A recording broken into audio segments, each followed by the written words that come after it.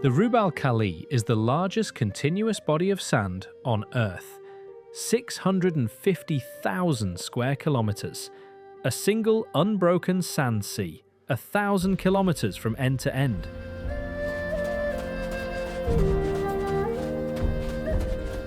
Larger than France. The dunes rise to 250 metres. Rain falls at less than 30 millimetres a year. In some years, in some places, it does not fall at all. Almost nobody lives in it. And the largest oasis on Earth sits on its edge.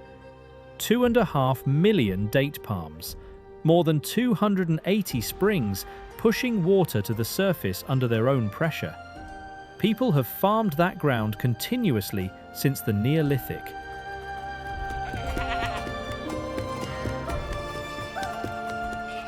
Both of those things are true.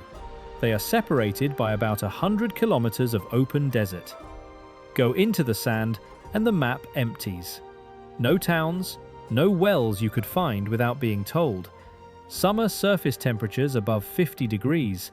Inter-dune salt flats that will take the weight of a vehicle and then stop taking it.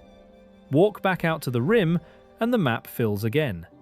Oases, cities, 50 villages strung along a single crescent in the north, 2.5 million palms in the northeast, terraced farms and a monsoon coast in the south.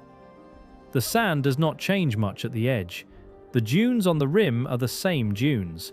The rainfall on the rim is barely different from the rainfall in the middle. Something else draws that line, and it draws it in almost exactly the same place, all the way around across 4 countries. So what is it about the edge? The empty quarter is not a circle, and its rim is not a boundary anyone surveyed. It is a shape closer to a long lens, tilted southwest to northeast, running from the highlands of Yemen up to the shallow water of the Gulf.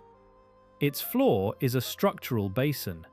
In the southwest, the ground stands at around 800 meters. In the northeast, it drops nearly to sea level. Sand has been filling that basin for millions of years, blown in and sorted and piled by wind, and the whole surface is what geologists call an erg, a sand sea, where the sand is deep enough to build its own landscape. Around the outside of that shape runs a line of human occupation. In the north, the Liwa Crescent in the United Arab Emirates. In the northeast, Al-Hasa and the cities that grew out of it. Down the western flank, Wadi ad-Dawasir. In the southwest, Najran, and beyond it, the Wadi-fed towns of Yemen. In the south, the Dhofar escarpment and the plain below it. Follow that line on a map and it is close to a ring. Not perfect, but close enough that it stops looking like coincidence. There are people in the sand too. There always have been. But they are moving through it, not living in it. And where they stop at water they already know about. At points they have to reach before the animals run out. And the animals do the same thing. The Arabian oryx stands about a meter at the shoulder. White coat, black leg markings, 2 long horns almost straight in profile. It is smaller than the other oryx species, and the leading explanation for that is simply the conditions here. Less to eat, less to drink, less to build a body with. It does not need standing water. It takes what it needs from plants, from dew, from the moisture in grasses that most animals would not bother with. And it can detect rainfall from several kilometers away. Not a general instinct, a working sense. When rain falls somewhere out on the sand, the oryx turns and goes to it, and it can cover 20 kilometers in a single night to get there. It arrives while the ground is still holding the water, eats the growth that follows, and moves on before the ground dries out. It is carrying a map of where water is going to be. So is everyone else out here. The question is what that map is made of. Because the sand is not producing the water, something underneath it is.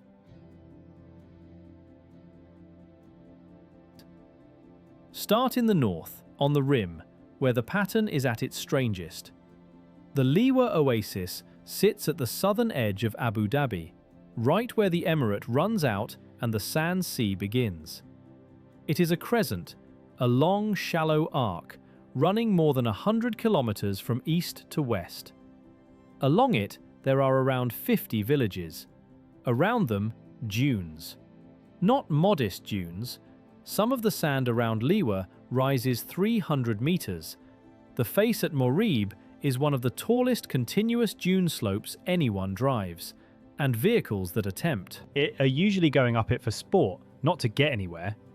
And in the hollows between those dunes, the water is about a metre down, sometimes less. In places near the outer edge of the dune field, the water table reaches the surface on its own, and the sand turns to a wet crust and salt gathers on top of it in a thin, translucent lid. To understand why, you have to stop thinking of the dunes as something sitting on the ground and start thinking of them as the ground. Beneath the sand at Liwa, there is a flat layer of carbonate rock laid down in the middle Miocene, and it is essentially at sea level. It does not let water through. Above it sits the sand, in two places deposits about 110 meters thick. Water inside that sand cannot drain downward, so it sits in the sand itself, held above the rock, and forms a mound. The water table crests high in the interior of the dune field and slopes away outward, following the shape of the dunes above it. The dune field is not covering the aquifer, the dune field is the aquifer, which means the way to find water at Liwa is not to dig where the ground is low and hard, it is to dig between the biggest hills of sand you can find. That is what people did. The old wells here are shallow, hand-dug into the hollows, lined and roped, tapping a water table sometimes a metre or two below a man's feet, while 300 metres of dune stands over his shoulder. That water made the oasis a place with a name. Date palms will take brackish water and keep producing. A palm grove will hold a village. A village at the edge of a sand sea, on the last reliable water before 1,000 kilometres of nothing, will hold trade and travel and eventually power. The Bani Yas tribe began settling Liwa permanently from the late 16th century. The families that lead Abu Dhabi and Dubai today descend from that tribe and from these villages and from these wells. The line runs back through the palms to the water table. But there is a problem with the water at Liwa, and it is not a problem of quantity, it is a problem of age. The water in that mound is not being replaced. Rainfall here is a few centimetres a year at best, and most of what falls evaporates before it can travel anywhere. When hydrologists modelled how much rain it would take to build that mound, the answer came back at around 200 millimetres a year, roughly 10 times what the sky delivers now. So the water is not from this climate, it is from a different one, and that raises a question that will follow us the whole way around this rim. If the water beneath the empty quarter fell as rain, and the rain has stopped, how long has it been sitting there? And what was this place like when it fell? Hold that, because before we answer it, it is worth understanding what the sand itself is doing, since the sand is the thing that decides where the water can be reached. Sand seas are not random. Wind moving over loose grains sorts them, and the sorting builds repeating shapes. Where the wind comes mostly from one direction, and there is a moderate supply of sand, you get barkans, crescents, horns pointing downwind. Where the supply is heavy, the crescents merge into long transverse ridges. Where winds come from several directions across the year, the grains pile into star dunes, with arms radiating from a central peak, and those dunes do not travel much at all. They grow upward instead. The empty quarter has all of them. Barkan chains in the west, where the sand is fine and pale, long linear ridges, star dunes standing like fixed landmarks, salt flats and gravel plains between them in the east, where the elevation drops, and it all moves, slowly. Satellite tracking of the large dunes around Liwa puts their advance at roughly 1/10 of a metre a year. 1/10 of a metre sounds like nothing. Over 1,000 years it is 100 metres of ground buried. Over 10,000, a kilometre. That slow burial is the reason a great deal of what is underneath the sand is still intact. Sand does not grind things away the way water does, it covers them and holds them still. And between the dunes, in the low ground, the sabkhas, the salt flats, do something stranger. Groundwater seeps toward the surface there and evaporates, leaving gypsum and halite behind, until a hard, translucent crust forms over, damp sediment. Under that crust, in the dark, there are microbial mats living in a thin, wet layer, sealed off from air that would kill them by a lid of salt. Life at the edge of the empty quarter is a story about lids and layers. Rock under sand, holding water up. Salt over mud, holding moisture in. Nothing here survives in the open. Everything survives underneath something. The spiny-tailed lizard knows this better than anything else on the sand. Locally, it is the dub, Uromastix aegyptia, a heavy-bodied lizard that can reach 75 centimetres with a thick, armoured tail ringed in spines, and it is almost entirely a vegetarian in a place with almost nothing to eat. It drinks nothing. All the water it gets out of plants, the same dry, salt-tolerant shrubs that most grazers refuse. And it manages heat by changing colour. In the early morning, cold, it is dark, nearly grey-black, and it lies out flat to soak the sun into its skin. By the middle of the day, as the surface heats past anything it could survive, it turns pale, throwing the light back off itself, and then it goes underground. The burrow is the point. A dub will dig several metres into firm ground and spend the lethal part of the day at the bottom of it, where the temperature is a different climate entirely. It is the same solution the people use. You do not beat the surface, you go below it or you go beside it, and you time everything around when the surface will let you move. The dub can live for decades doing this. Some individuals are older than the vehicles parked at the top of their burrows.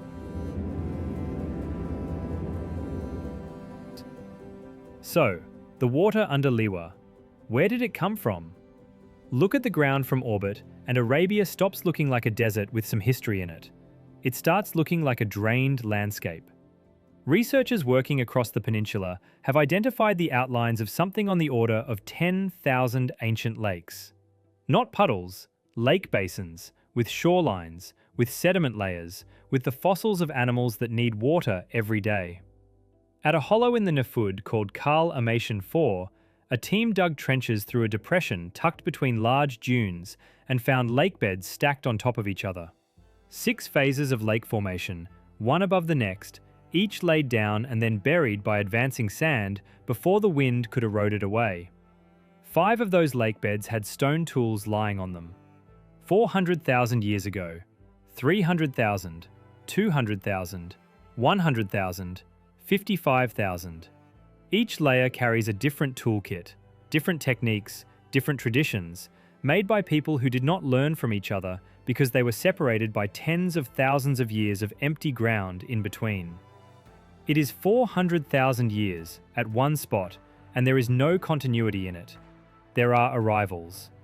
At the Liwa Oasis, about 150 kilometres east, the same team found tools in layers dated to around 200,000 and 75,000 years, filling the gaps and confirming that this was not a quirk of one hollow. Here is what was happening. Rain falls on Arabia when the monsoon belt moves north. That belt shifts with slow changes in the Earth's orbit and tilt, and when it swings up over the peninsula, this ground stops being a desert. Rivers run off the highlands, basins fill, grass comes in, and then grazing animals come in behind the grass, and at various points that included hippopotamus, which will tell you exactly how much standing water there was. Then the orbit moves on. The monsoon retreats south. The rivers stop, the lakes evaporate, the grass dies back, and everything that walked in has to walk out or die where it stands. And each time it happened, people came. Not one migration out of Africa, repeated pulses, over and over, whenever the door opened. The last of those wet phases ended around 6,000 years ago. Rainfall over the empty quarter collapsed, water sources vanished, and the populations that had spread across it moved to the margins or changed how they lived entirely. That is the answer to Liwa. The water in the sand fell as rain into a green Arabia, and then the climate closed, and the sand blew over the top of it, and the water stayed where it was because there was nowhere for it to go. Everyone living on this rim today is drinking a climate that ended before the pyramids. Which brings us around the rim to the northeast, and to the place where that buried water does something you can watch with your own eyes. Al-Hasa lies about 60 kilometres inland from the Gulf Coast.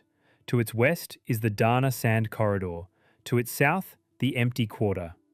It is not an oasis on the way to somewhere, it is an oasis with sand on nearly every side of it, and it is the largest in the world.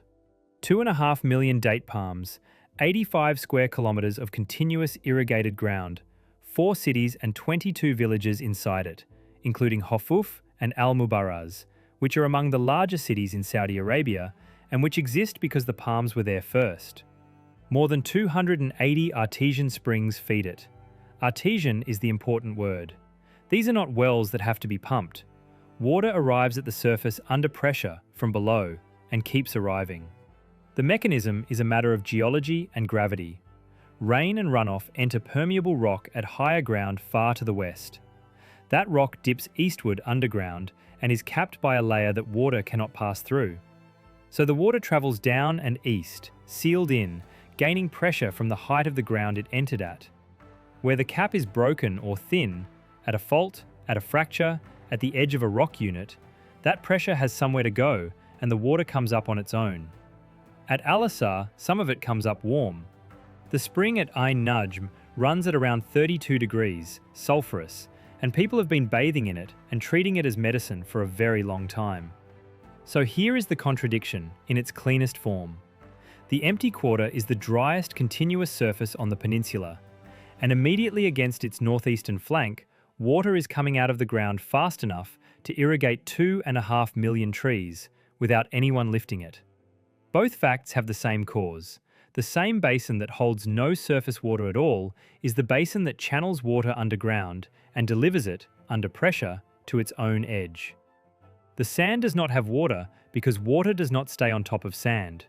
The rim has water because the rim is where the underground plumbing surfaces. And people found it early. Al-Hasa has traces of settlement running from the Neolithic straight through to the present. Gardens, canals, wells, springs, a drainage lake, mosques, fortresses, all of it built around the management of water that arrives whether you want it or not. The Jawatha Mosque, northeast of Hofuf, dates to the 7th century, one of the oldest in eastern Arabia. Qasr Ibrahim is mud and straw and palm trunk, a fortress made from the oasis it defends. Just outside the palms stands Jabal al-Kara, a limestone outcrop cut through with narrow, high-walled passages and caves, opened by water and then finished by wind. Inside them, the air is cool in the middle of a summer afternoon. People have used them as workshops and shelters for generations, for the simple reason that they are the only naturally air-conditioned rooms in the region. And there is a second engineering problem here that most desert settlements never live long enough to have. When water arrives under its own pressure and keeps arriving, the difficulty stops being supply, it becomes drainage. Irrigate ground in a hot, dry climate, and whatever does not sink away evaporates, and everything dissolved in it stays behind. Salt builds in the root zone, season after season, until the soil will not grow anything at all. Oases across this region have been lost exactly that way, killed by their own water. So Al-Hasa is threaded with channels that carry water in and, just as deliberately, carry it back out, down to a drainage lake at the low end of the whole system where the excess collects with its salt load away from the trees. This is not a place where water was found. It is a place where water has been steered in and out for thousands of years by people who worked out that too much in the wrong position kills as reliably as too little. That management is why the crops here are not only dates. Rice grows in this desert, the local Hasawi variety, in paddies, on the rim of the largest sand sea on Earth. So do citrus, and a lime the region is known for by name. Al-Hasa is what happens when the water problem is solved for you. Everything else follows. The palms, the canals, the cities, the trade routes, the fortresses built to hold it. But most of this rim was never handed water like that. Most of it had to be memorized.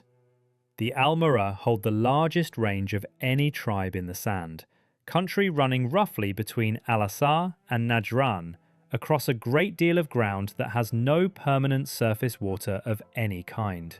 They are not travelling blind, they are travelling a map that exists only in people's heads. Which well, which direction, how many days, which one has gone salt this year, which one silted after the last rain, which grazing came up after which storm. Navigation in an erg is a genuinely difficult problem because the landmarks move. A dune that guided your father may be 100 meters from where he left it. So the reading is done on things that do not move and on things that move predictably. Stars, the direction of the prevailing wind, read off the ripple pattern on the sand's surface, which sets at right angles to the wind and tells you you're heading without a compass. The colour and grain of the sand, which changes across the basin from fine and pale in the west to coarser and darker in the east. The behaviour of animals, which will point at water long before a person can see it. Remember the oryx, turning toward rain it can sense several kilometres out. The people out here were reading the same signal, not with the same organ, with birds, with the direction insects and grazers were drifting, with cloud on a horizon 2 days away and the decision to go toward it. That is the thing worth sitting with. The knowledge that made the empty quarter crossable was never written down and never needed to be. It was carried, generation to generation, as a memorized hydrology of a landscape that has no rivers. And where that knowledge stopped, the sand simply won. Not all of it is passable at any price. On the eastern side lies as-Samim, the mother of poison, a wide salt flat where a dry crust forms over saturated mud underneath. It reads as ground. It will take a few steps. Vehicles that break through it are not usually recovered, and the old routes went around it without discussion. The first outsider to cross this desert and write it down did it entirely on borrowed knowledge, and he was honest about that. In the winter of 1930, Bertram Thomas left the southern coast near Salalah with a party of tribesmen and a string of camels and went north into the sand. He reached Doha on the Gulf in February 1931, about 2 months later, the first documented crossing by a non-resident. He did not discover the route was already there, in other people's heads. What he did was persuade men who held it to take him along it, in the only season it could be attempted, and record what he saw on the way.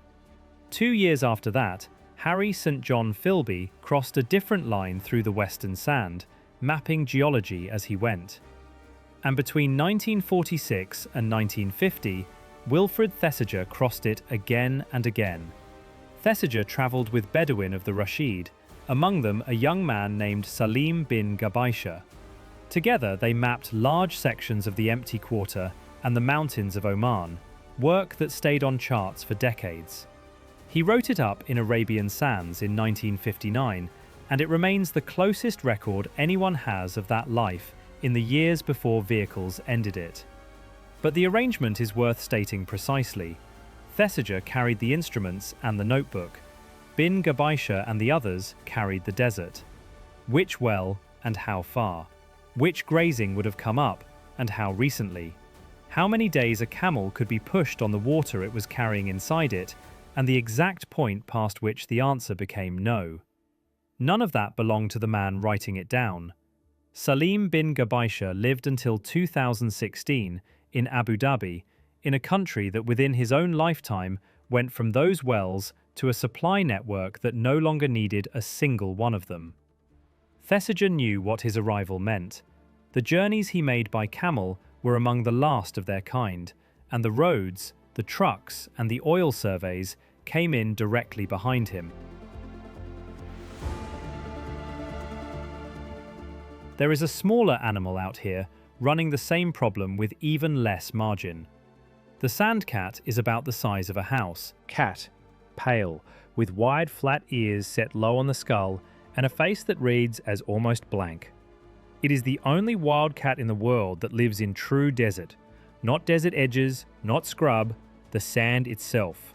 Its feet are covered in dense fur on the underside, pads and all. That does two things. It spreads the animal's weight so it can cross loose sand without sinking, and it insulates it from a surface that would blister anything walking on skin. It does not drink.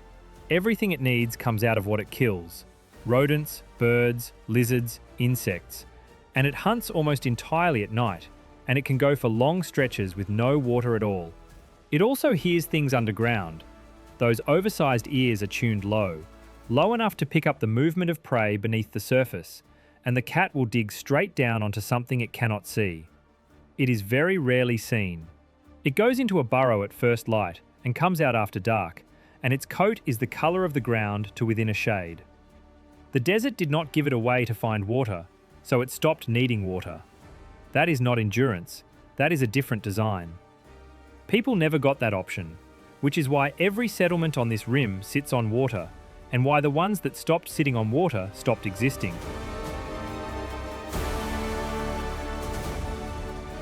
Follow the rim southwest and it narrows. Najran sits in a wide wadi below the mountains, where seasonal flow off the highlands spreads out before the ground turns to sand. It has been a junction for as long as there has been anything to junction. The incense road came up from the south, reached Najran and split. One branch went east through Wadi ad-Dawasir toward the Gulf. One went north toward the Hijaz, toward Petra, and on to the Mediterranean. Look at why the split happens there, and the geography does all the explaining. Najran is the last place on that road with a dependable wadi and a farming population before the empty quarter takes over the map.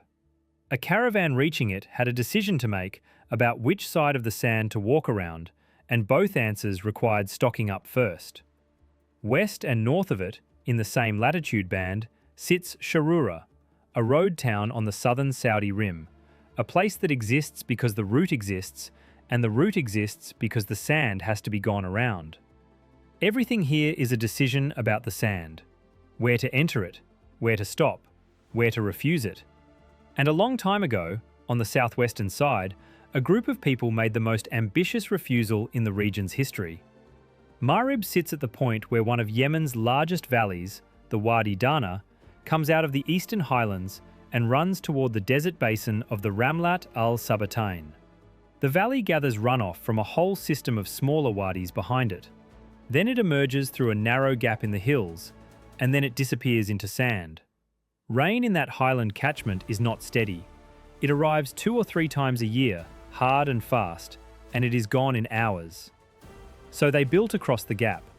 Around the 8th century before the Common Era, an earth barrier goes up across the Wadi Dana, roughly 4 metres high and around 580 metres long. It is not there to store water. An earth dam in that climate would lose a reservoir to evaporation. It is there to catch a flood and turn it sideways. The flood water hits the barrier, is raised, and is routed through massive stone inlets on the rock at either end, into sluices, into a settling pond that drops the silt out, then into a canal system a kilometre long that fans out across the plain. Over the following centuries, it is raised and rebuilt repeatedly, eventually standing around 14 or 15 metres.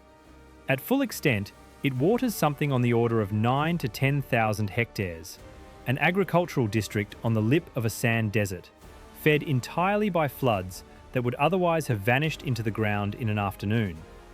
It is one of the most sophisticated pieces of hydraulic engineering anywhere in the ancient world, and it is built on a principle that has nothing to do with abundance. It is built on the assumption that water will arrive violently, briefly, and never on request.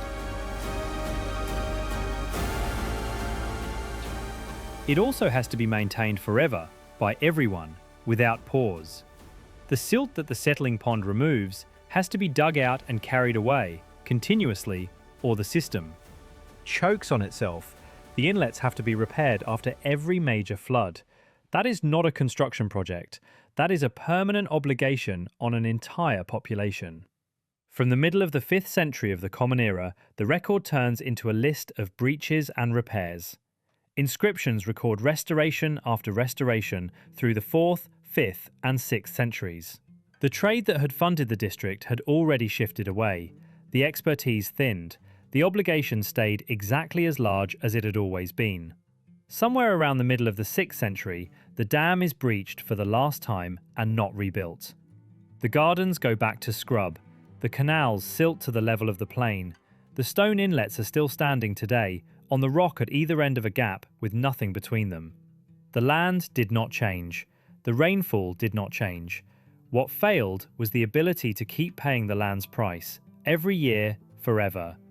That is the arrangement on this rim, stated plainly. The water is here, it is never free, and it is never finished. Now go to the far southern edge, because there, for 3 months of the year, the arrangement briefly inverts.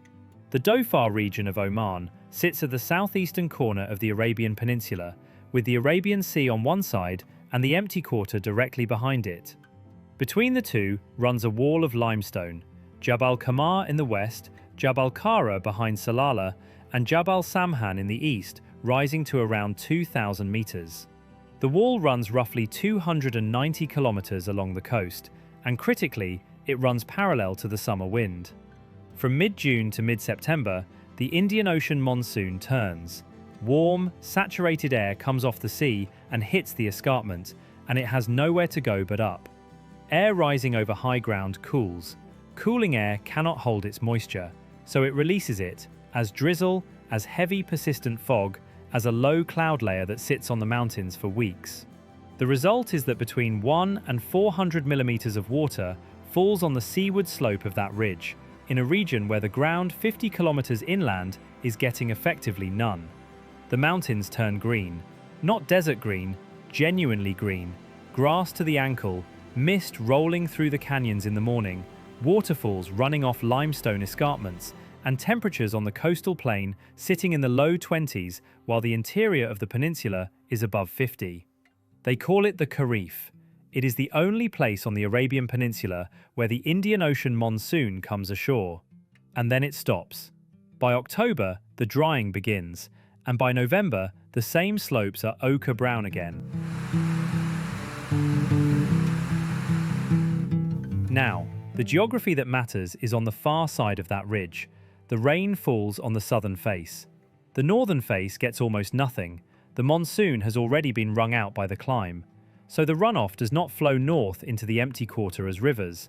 There are no rivers. What it does instead is soak into limestone. Limestone is soluble. Water moving through it over long periods opens fractures into channels and channels into caves, and a limestone plateau taking 3 months of rain a year becomes a system of underground drainage rather than surface drainage.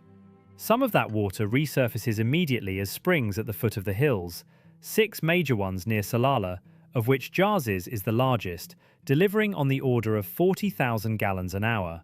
And some of it goes north and inland and comes back up much later, much further out, in ground that never sees a cloud. Which is why there are wells in the sand at all, and why the most famous of them is a hole in the ground. The frankincense tree, Boswellia sacra, grows on the dry inland side of those mountains, the side that gets the fog and the runoff, but not the heavy rain. Cut the bark and it bleeds resin. Dried, that resin was worth as much as gold in the Roman world, burned in temples and funerals across the Mediterranean, traded as far as China. To get it out, caravans had to cross ground where water appeared at intervals of several days' march. On the coast below, the ports took delivery. At Khor Rori, a walled town sat above a lagoon and loaded resin onto ships bound for India and the Red Sea. Further west at Al-Balid, another port ran the same trade for centuries afterward. Both are ruins now, on a shoreline where the ships stopped coming.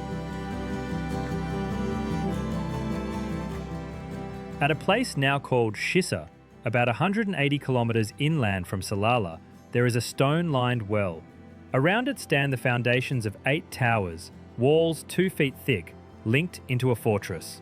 It was in use from roughly the Bronze Age, around 2800 BCE by one estimate, through the Iron Age and into the early Islamic period. Artifacts found there came from Persia, from Greece, from Rome. It was the only reliable water for several days' journey in any direction, and a large part of it is now lying at the bottom of a sinkhole. The fortress had been built over a limestone cavern. The well drew from the water that cavern held, and at some point, the estimates range across the first several centuries of the Common Era, the roof of the cavern failed and took the buildings above it down with it. The likely reason is not dramatic. It is the same reason a great deal of ground subsides anywhere in the world. Water in a limestone cavity is holding the roof up as much as the rock is.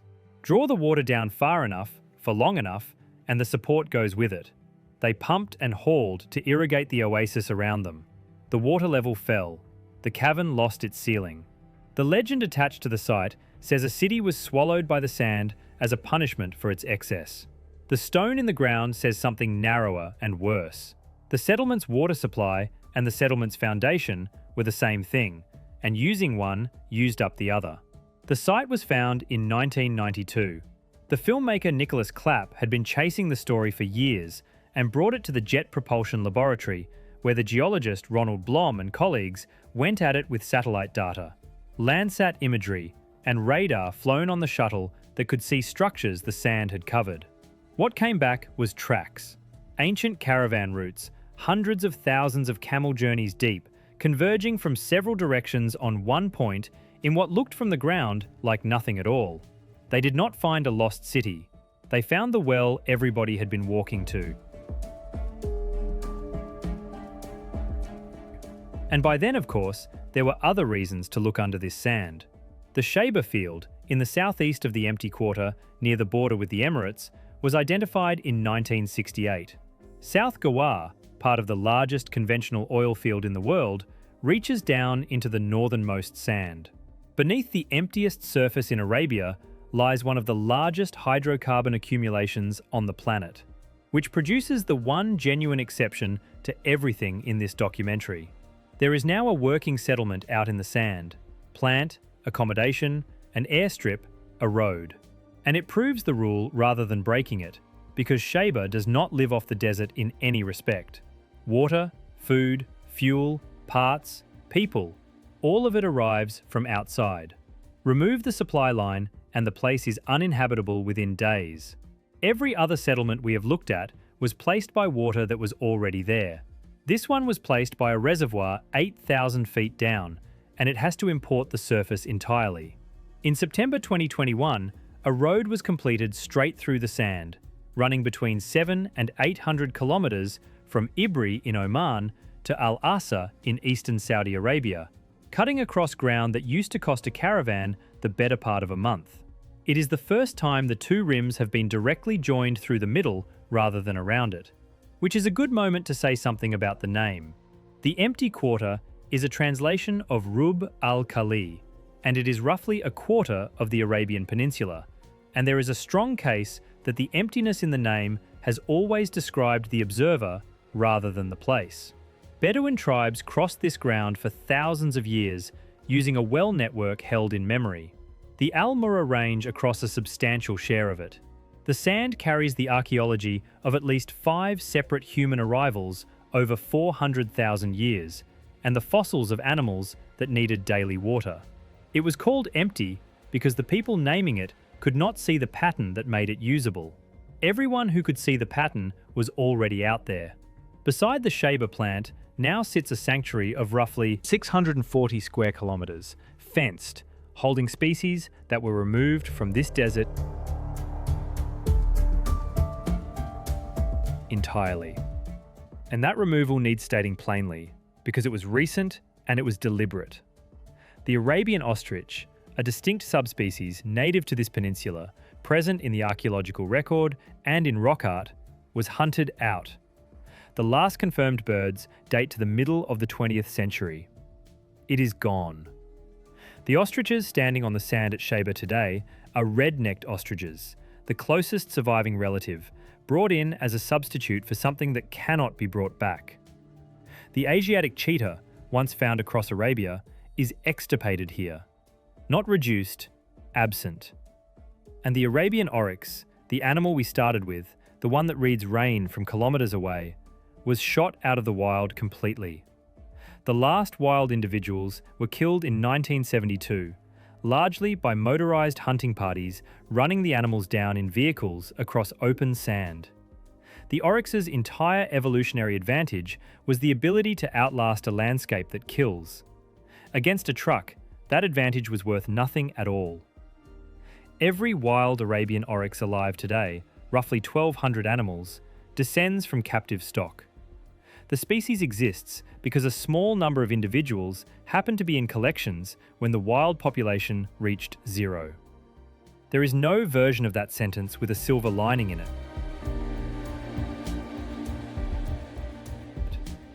There is one animal out here that did better out of the last century than any other, and it did it by following us. Rupel's sandfox is small, pale, large-eared, with fur on the soles of its feet like the sandcats. It ranges across the deserts of North Africa and Arabia, and camera traps set deep in the empty quarter have picked it up well away from anything. But where it does best is exactly the line this whole documentary has been tracing: the margin. The rubbish tips at the edge of a town, the irrigated fields, the road verges, the camel camps. Where people have brought water to the sand, the fox arrives to take the surplus. It is not a symbol of anything, it is just an accurate reader of where the resources are, which, out here, has always meant one thing: follow the water and you will find the people, because the people are following the same thing. And that brings us to the Western Rim, and to the answer this whole thing has been circling.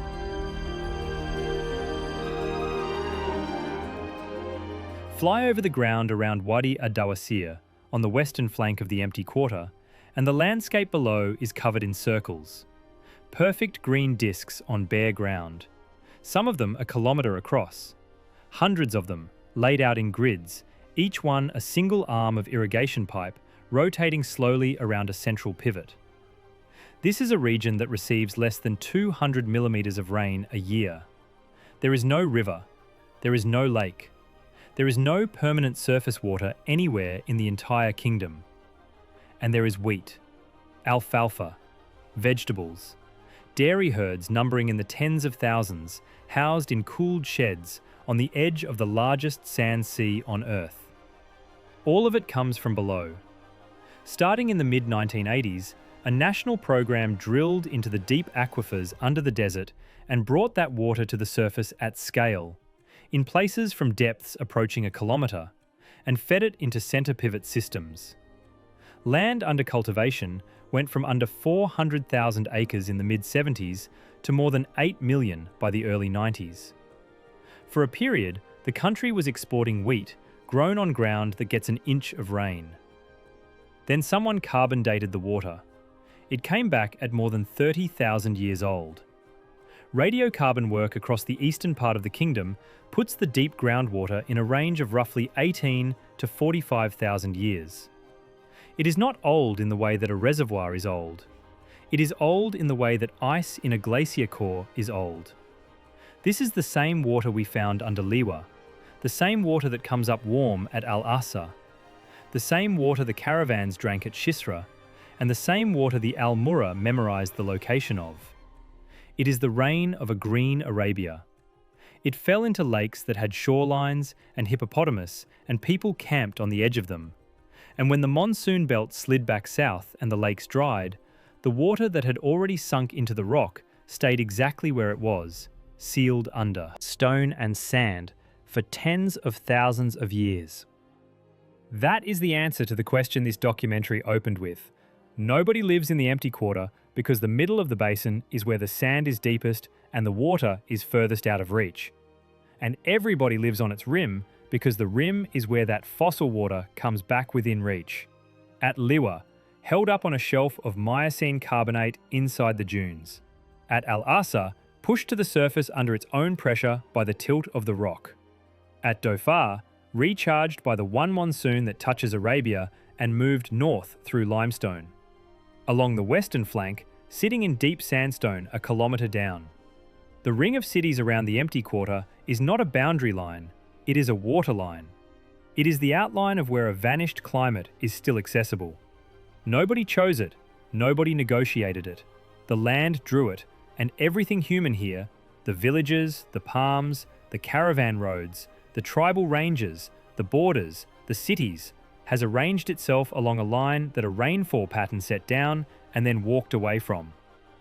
And now the line is being spent, because fossil water has one property that matters more than all the others. It is not being replaced. The rain that made it is not falling. At current rainfall, effectively none of what is pumped goes back. Beneath Wadi ad-Dawasir, sustained pumping has dropped the water table by as much as 6 metres a year since the 1980s. Not 6 metres total, 6 metres a year in the worst of it for decades.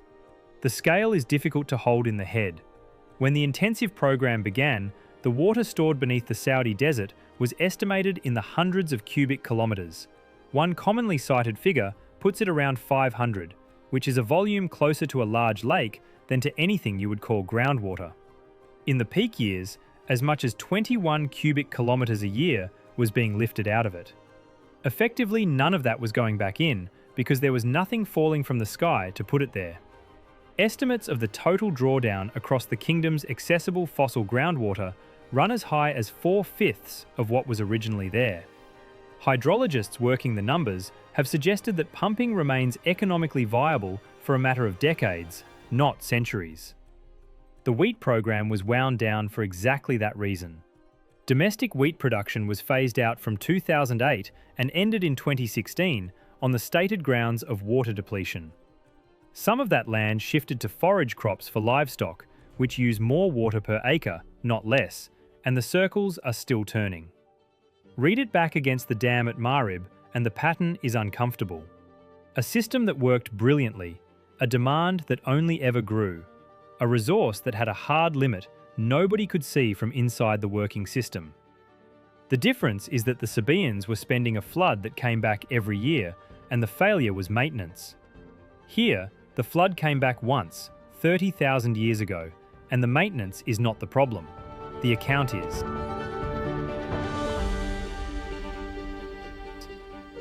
There are people on this rim now living in cities of hundreds of thousands, on ground that supported a few families and a well within living memory. The desalination plants on the coast have taken over most of the drinking supply and can go on doing it as long as the energy holds. The farms cannot be desalinated. They sit inland, on the sand, and they run on the old rain. And at Liwa, they have begun running the whole process backwards. The same dune aquifer that carried 50 villages has been developed into a strategic reserve. Desalinated water from the coast is pumped inland and injected down into the sand, stored inside the dunes and held there against an emergency, to be drawn back out if the plants on the shoreline ever stop. It is the oldest idea on this rim, rebuilt with machinery. Put the water where the sun cannot reach it. Let the sand hold it. Come back for it later. The only thing that has changed is that the sand is now being asked to hold water that was never rain.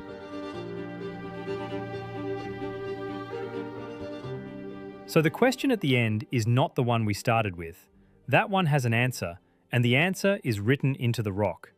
People live at the edge of the empty quarter because the edge is where the buried water comes back up. The question at the end is how long the edge stays where it is. Out at Sheba, behind the fence, a herd of sand gazelle moves across open sand in the early morning. Reem in Arabic. Dune specialists. They avoid rocky country entirely and stay on the soft ground, and in the worst of the summer heat, they lower their own metabolic rate to burn less water, keeping themselves alive. Beside them, the oryx. White, small, deliberate. Descendants of animals that spent a generation in enclosures on other continents, while their species was absent from the desert that made it. They were put back on purpose. Somebody decided the sand should have them in it again and did the work, and it took decades. The ostriches walking with them are the wrong ostriches, and everyone involved knows it. The right ones were shot.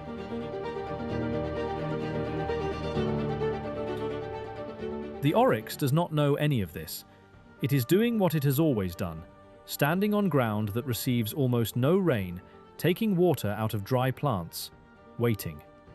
And when rain falls somewhere out on the sand, kilometres away, past anything a person could see or smell, it will lift its head and turn and start walking toward it. That instinct was built by a climate that ended 6,000 years ago. It still works. The rain still comes, occasionally, in the wrong amounts, at the wrong intervals, and the animal still finds it. The people on this rim built the same instinct into a map of wells, and then into canals, and then into pipes and pumps reaching a kilometre down. The instinct has not changed. The land has not changed. Only the depth we are willing to go to. Whether the towns on this line are still there in 200 years is not a question about the desert. The desert has already answered everything it was asked. It is a question about the last of a rainfall that stopped, and about how quickly the people standing on top of it choose to reach the bottom. Thanks for watching. Until the next